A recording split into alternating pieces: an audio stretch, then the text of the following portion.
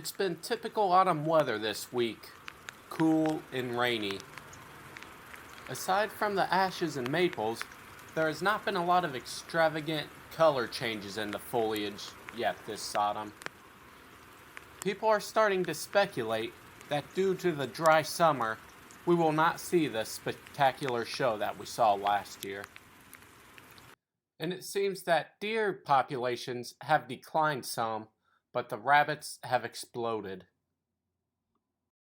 And speaking of deer, the archery season has started this week. Thankfully, our borders have still been quiet.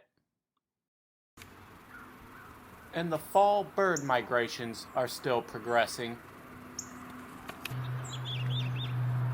We've gotten loads of white-throated sparrows in lately, and they are probably here to stay for the winter.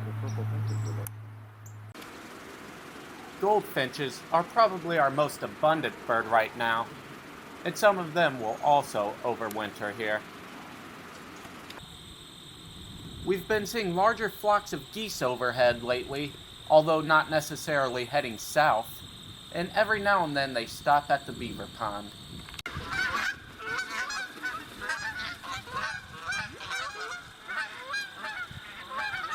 If we startle them, often the entire flock will leave, but occasionally there is one that will stay.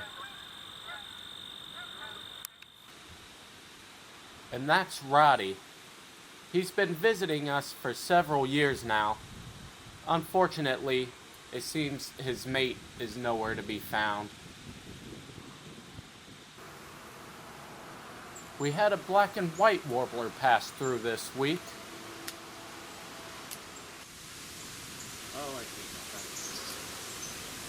They are beautiful birds, but extremely difficult to keep track of.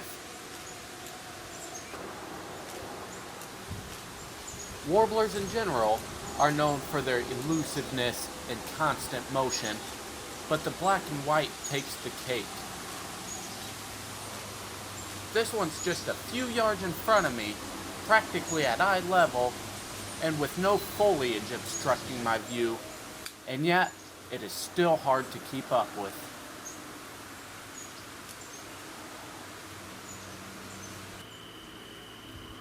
Blue jays seem to be consistently increasing in number around here, and many of these will also spend the winter with us.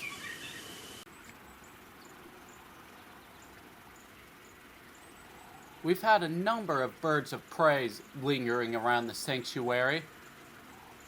This is a Cooper's hawk. Cooper's hawks specialize in hunting songbirds and can frequently be seen around our bird feeders. Notice the blue back and the long, white-tipped banded tail. They closely resemble and are closely related to the sharp-shinned hawk. But on this one, notice the proportionately larger head and longer tail and the curved corners of the tail.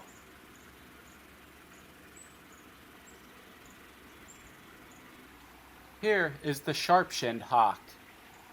Notice its head is proportionately slightly smaller than in the Coopers and the tail slightly shorter. Also notice the sharper corners of the tail and the tip, which is either flat or even slightly notched. They too specialize in hunting songbirds. Generally, sharpshins are slightly smaller than Cooper's hawks, but there is some size overlap. The merlin is another blue-backed raptor which specializes in songbirds and is of similar size to the Coopers and sharp-shinned hawks. Notice, however, how dark the belly is on the merlin. Also notice how much shorter the tail is in the merlin than in the other two hawks. The merlin's wings almost extend to the tip of the tail. Merlins generally prefer to hunt in open habitat. Sharp-shinned and Coopers tend to prefer woodlands or the edges of woodlands. However, there is some habitat overlap within the three species. The places I've most often spotted merlins are in suburban parks and cemeteries, where there are large trees to perch in and a lot of open space. For a size comparison, this is a blue jay next to the merlin.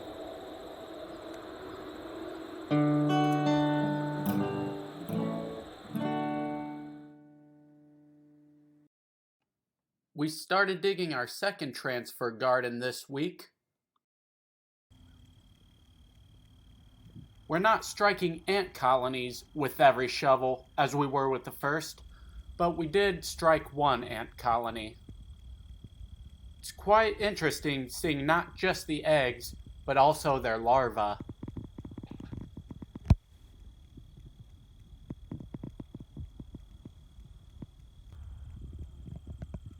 And there was even a queen in the mix. Her sole purpose as an ant is to breed, making her the most valued member of the colony. I also dug up this mushroom forming under the ground and noticed that everywhere this delicate fern moss grew, there was either a rock or very hard clay underneath it. On the gravel road next to the garden, I found this pelicanid wasp. She will lay her eggs in June beetle larvae, and when the eggs hatch, they will kill the grub. In the woods, there are some artist conchs forming, some ash tree boletes,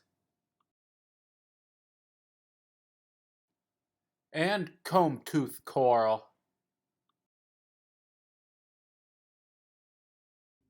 And this cluster of orange mushrooms is Mycena leyana, or Leah's mycena.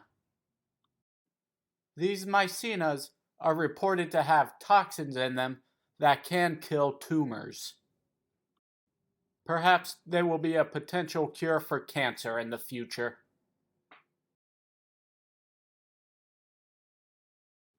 And there are still flowers blooming, such as this witch hazel flower, and the New England asters,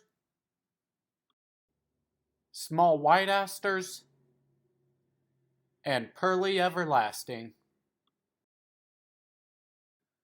And although I didn't find it on the sanctuary, I thought it was worth noting the smallest red eft I have ever seen.